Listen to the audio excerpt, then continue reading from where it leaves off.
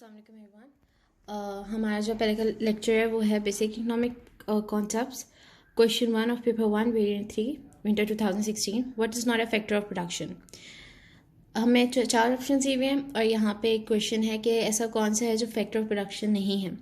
पहले factor of production क्या होता है। फैक्टर ऑफ प्रोडक्शन जो होती हैं वो 4 होती हैं, land, labour, capital and enterprise, जो कि हर इकॉनमी में, हर बिजनेस में बहुत ज़रूरी होता है।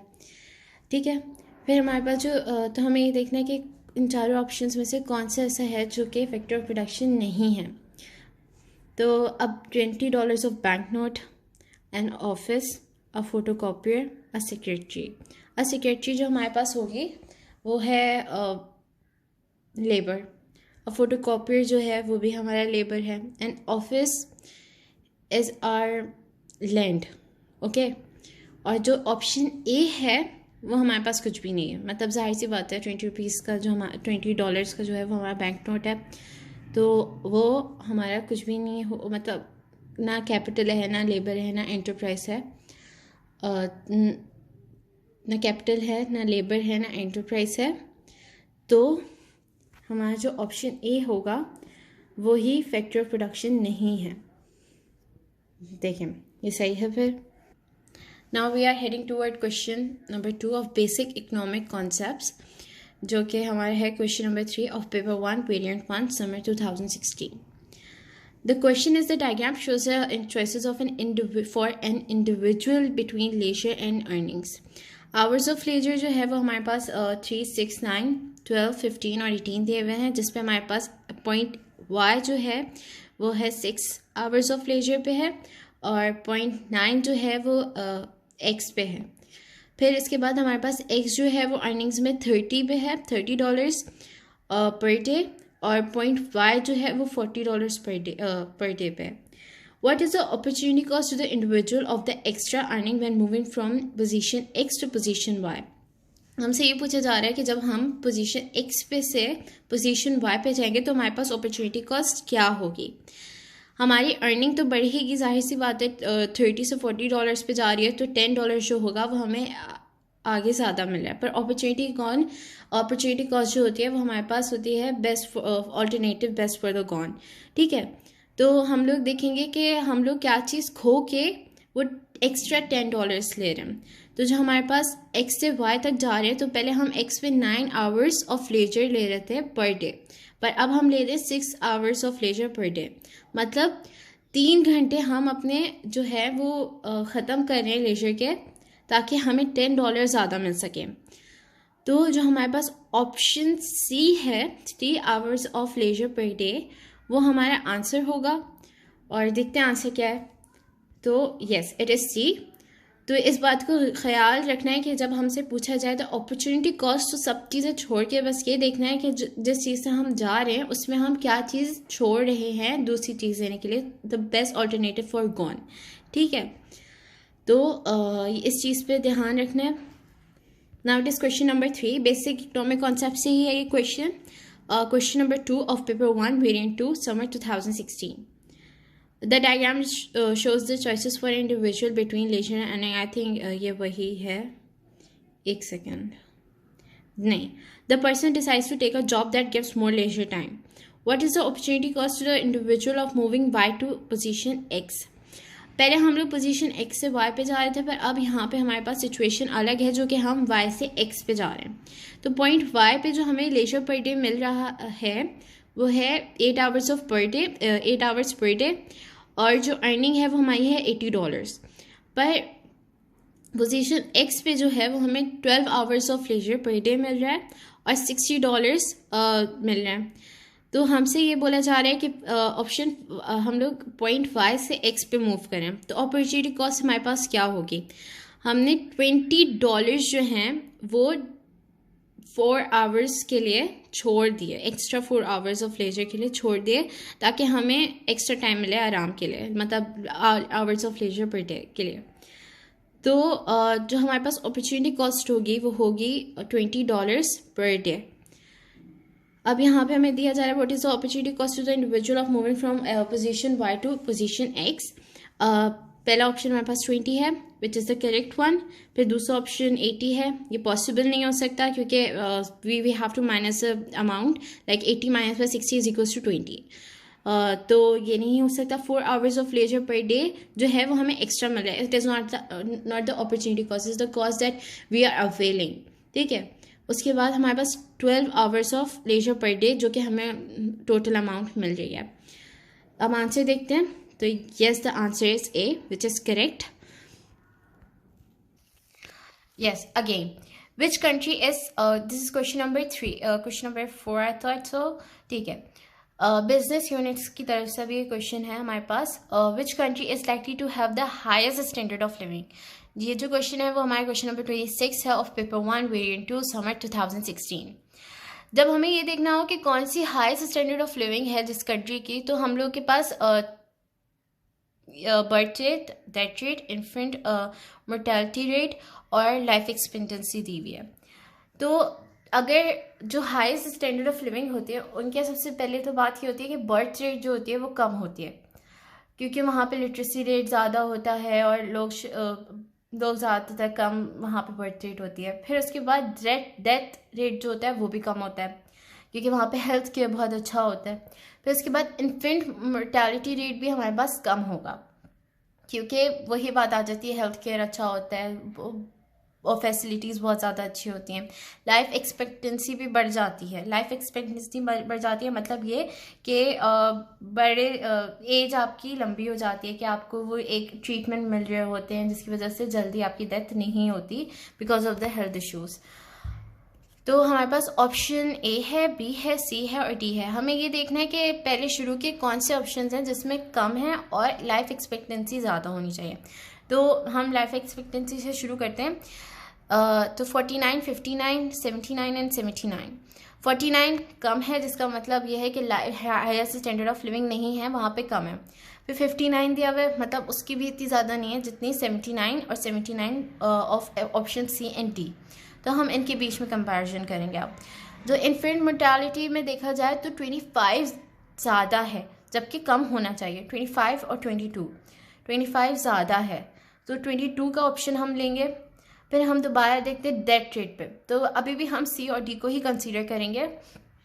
तो डेथ रेट को अगर हम कंसीडर करें तो डेथ रेट जो है वो ऑप्शन सी का सबसे ज़्यादा है in comparison to option D, क्योंकि उसका 6 है और ऑप्शन डी का 5 है।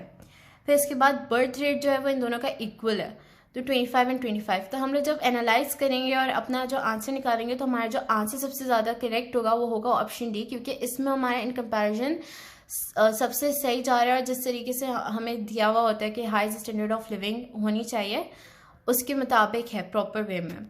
तो अब देखते हैं। Yes, option D is correct. The next question is from basic economic concepts, जो कि है ईच फैक्टर ऑफ प्रोडक्शन, जो कि है question number 1 of paper 1 variant 2 winter 2016। Each factor of production earns an income. जाहिर सी बात है हर फैक्टर ऑफ प्रोडक्शन की एक इनकम होती है। जैसे कि लैंड की होती है हमारे पास रेंट, लेबर का होता है हमारे पास वेजेस, कैपिटल का होता है इंटरेस्ट और एंटरप्राइज का होता है हमारे पास प्रॉफिट, ठीक है। तो what correctly identifies the income of labour and capital. हमारे पास अब दो चीज़ें दी हुई हैं और हमें बोला लेबर एंड कैपिटल, इसमें बोला गया है कि जो हमारे पास करेक्ट इनकम है वो किस ऑप्शन में दी हुई है दोनों के लिए। तो जहाँ हमारे पास लेबर है वहाँ पे हमारे पास सबसे पहले वेजेस होती हैं जो इनकम होती है। कैपिटल में हमारे पास होता है इंटरेस्ट, कैपिटल में इंटरेस्ट होता है, ठीक है। तो अब हमें इन दोनों ऑप्शंस में देखना होगा। प्रॉफिट, जो ऑप्शन ए है उसमें प्रॉफिट दिया हुआ है विच इज़ रॉन्ग, और कैपिटल में जो है वो इंटरेस्ट दिया हुआ है which is correct, but we have to choose the one which give the correct for both, ठीक है।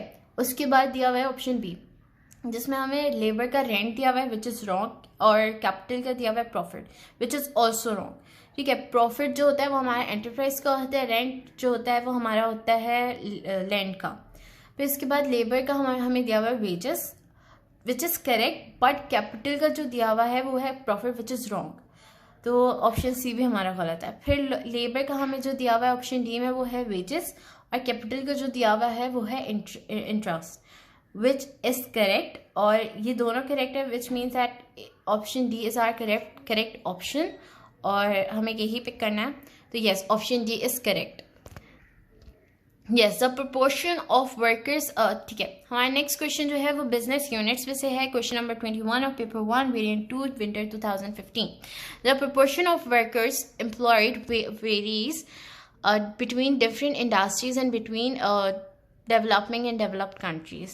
Which combination in the table is likely to have the highest percentage of workers employed? Developing countries में हमारा concept ये होता है कि जो developing countries होती हैं उसमें ज़्यादातर जो हम सपोर्ट होती है और ज़्यादातर जो हमारी इनकम होती है जो जनरेट होती है वो होती ही हमारी एग्रीकल्चर से है। और डेवलप्ड कंट्रीज़ का जो होता है वो हमारी टर्शरी मार्केट्स होती है, जो हमारी सर्विस मार्केट्स होती हैं, उससे होता है। तो ऑप्शन ए में जो हमें दिया हुआ है वो एग्रीकल्चर दिया हुआ है, which is correct for developing, but option पर जो डेवलप्ड कंट्रीज़ है उसमें मैन्युफैक्चरिंग दिया हुआ है, which is not so much good. मतलब हम लोग को ज़्यादातर इसी बात पे ध्यान रखना होता है कि जहाँ सर्विसेज और एग्रीकल्चर आए तो हमें वहीं पे एग्री करना होता है। फिर ऑप्शन सी जो है वो हमारा कंस्ट्रक्शन है डेवलपिंग कंट्री में, और डेवलप्ड कंट्री में हमारे पास मैन्युफैक्चरिंग है।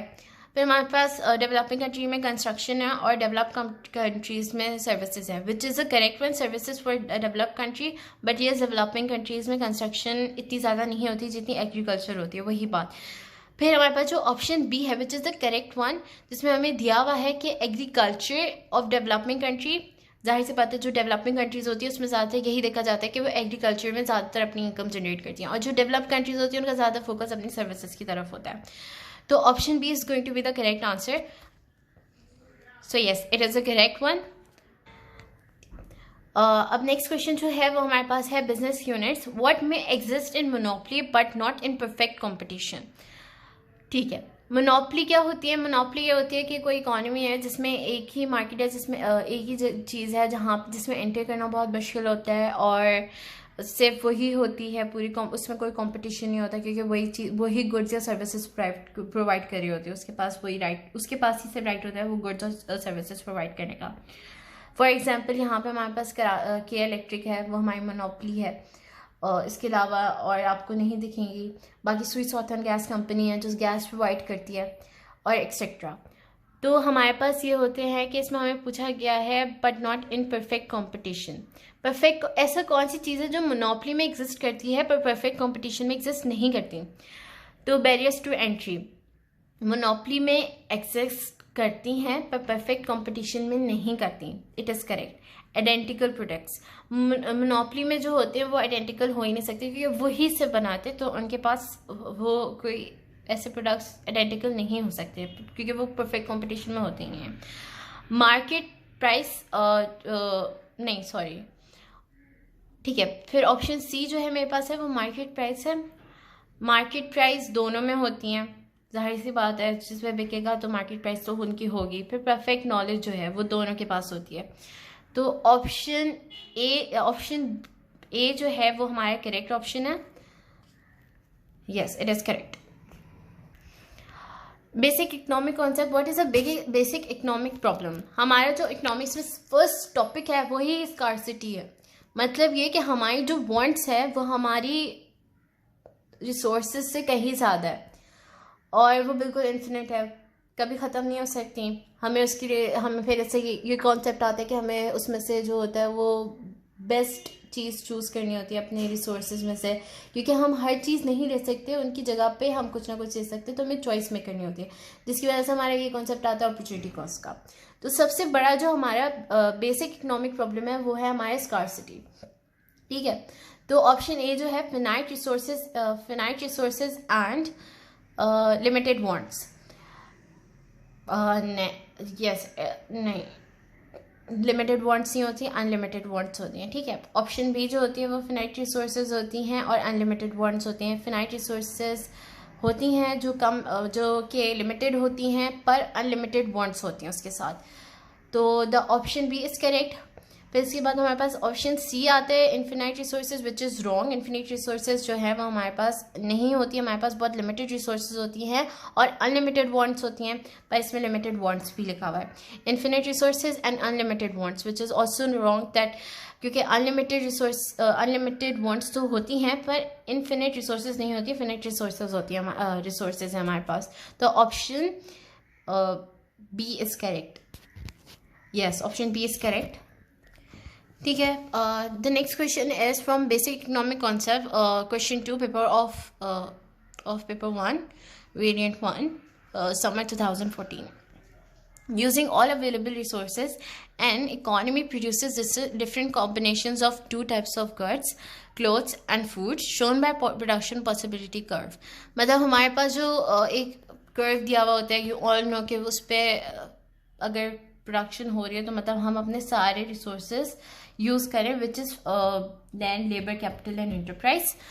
फिर क्लोथ्स में जो है वो हमारे पास जो अगर हम ज़ीरो ऑफ द फूड बनाए तो हमारे पास क्लोथ्स जो बनते हैं वो होते हैं 100 यूनिट्स, और अगर हम बिल्कुल ज़ीरो प्रोडक्शन रखते हैं क्लोथ्स की तो हमारे पास जो फूड की प्रोडक्शन होती है वो होती है हमारे पास 50 यूनिट्स की। तो इसमें हमें इतनी नॉलेज दी हुई है। अब हमें देखना है कि हमें ये बताना है कि PPC, what does the PPC indicate, PPC क्या इंडिकेट करे। It is more efficient to produce more of goods and food.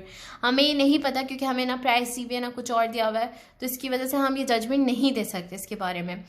It is only possible to increase the output of clothes by reducing the output of food. Yes, it is right, क्योंकि opportunity cost क्या है, मतलब अगर हम लोग को कोई एक चीज़ बनानी है तो हमें उसके लिए एक चीज़ ख़त्म करनी पड़ेगी या कम करनी पड़ेगी। तो उसमें वही कॉन्सेप्ट बता रहे हैं कि जब अगर हम लोग क्लोथ ज़्यादा बनाएंगे तो हमें फूड्स की यूनिट्स कम करने पड़ेंगे। इसी तरीके से अगर हम फूड ज़्यादा बनाएंगे तो हमें क्लोथ्स की यूनिट्स कम करने पड़ेंगे। तो option B is correct. Option C जो है, the best situation is to produce equal units of clothes and food. Equal units of clothes and food मेरे हिसाब से नहीं बन सकता, क्योंकि जाहिर सी बात है अब क्योंकि फूड के हमारे वैसे ही सारे रिसोर्सेज कमी बनने पर है। ऑप्शन डी जो है, the cost of producing a unit of cloth is always higher than that of food. हम इस पर भी जजमेंट नहीं कर सकते क्योंकि हमें ना कॉस्ट दी हुई है ना प्रोडक्ट, कुछ भी नहीं दिया हुआ, सिर्फ हमें एक बहुत थोड़ी बहुत नॉलेज दी हुई है जिसमें हमें जजमेंट देना है। तो ऑप्शन बी जो है, जितनी हमें नॉलेज दी हुई है, जितना हमें बताया गया उसके हिसाब से option B is the correct one. तो अब देखते हैं answer. Yes, option B is correct. ठीक है, the next question is from business units, question 8 of paper 1, variant 1, summer 2014. What may cause an individual to save a higher proportion of their income? A belief that the price of goods will rise in future. मतलब ऐसा कौन सी वजह होगी जो एक बंदे को ज़्यादा इनकम की जो प्रोपोर्शन होगा उसको सेव करने पे मजबूर करेगा। तो हमारे पास जो ऑप्शन ए है, I believe that the price of goods will rise in the future. इस बारे में यकीन हो कि आगे जाके जो गुड्स की है वो प्राइस बढ़ जाएगी, जिसकी वजह से वो इनकम सेव करना शुरू कर देगा। Option B is a fall in the rate of interest paid by the government bank. जब हमारे पास रेट ऑफ इंटरेस्ट जो होगी वो कम हो जाएगी, इसका मतलब ये होगा कि लोग लोन ज़्यादा लेना शुरू कर देंगे और वो जाहिर सी बात है सेव नहीं करेंगे, क्योंकि जब इंटरेस्ट बढ़ता है तो लोग सेव करना शुरू कर देते हैं, बैंक्स में जाके जमा करवाते थे पैसे, जिसकी वजह से वो खर्चा नहीं करते और क्या, ताकि उनको इंटरेस्ट रेट ज़्यादा मिले। पर जब इंटरेस्ट रेट ही कम हो जाएगा तो वो ना पैसे सेव करेंगे और ना कुछ करेंगे, वो खर्च करना शुरू कर देंगे, क्योंकि जो चीज़ें होंगी वो सस्ती होना शुरू हो जाती हैं, क्योंकि हमारे जो बिजनेसेस होते हैं वो लोन लेते हैं और प्रॉपर एक पूरा स्ट्रक्चर होता है उसका। अब फिर that income will fall in the future, जो एक होता है डर कि हमारी जो इनकम है वो आगे जाके कम हो जाएगी। तो यस, ये रीज़न हो सकता है, option C is the correct one, क्योंकि जाहिर सी बात है अगर किसी को पता चले कि आगे जाके इनकम कम होगी तो वो पहले से उसको अपनी इनकम को बचाना शुरू कर देता है ताकि वो आगे जाके उसको मसला ज़्यादा नहीं हो। A rise in the individual wish to enjoy higher consumption immediately. इसका ये मतलब है कि बस वो फ़ौरन ही पैसे खर्च करने के लिए तैयार हो जाए, तो सेविंग की तो कोई बात ही नहीं आती, जो कि ऑप्शन डी बिल्कुल ही गलत है। तो option C is the correct one.